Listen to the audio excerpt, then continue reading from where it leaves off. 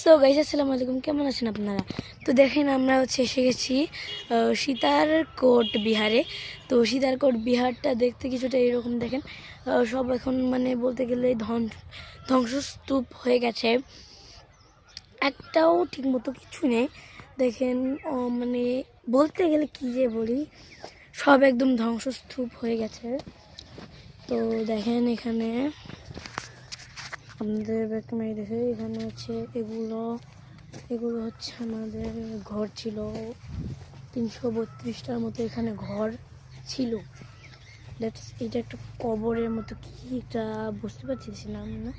তো পরে শুনলাম যে এটা নাকি হচ্ছে বাথরুম ছিল। তো বাথরুম, এত ছোটো বাথরুম গাইস, আমি মানে নিজে একটা মানে করতে পারিনি যে এটা একটা বাথরুম।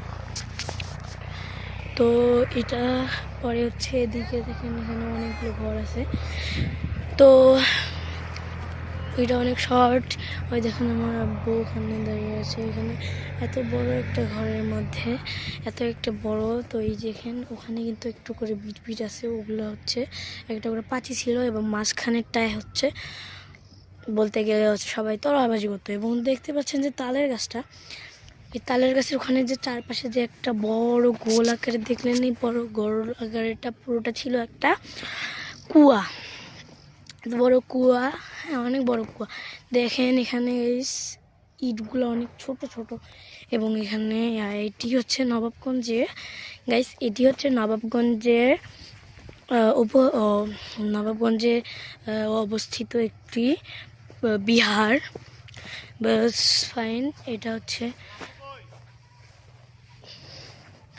এইটা মানে হচ্ছে অনেক পুরাতন একটা বিহার।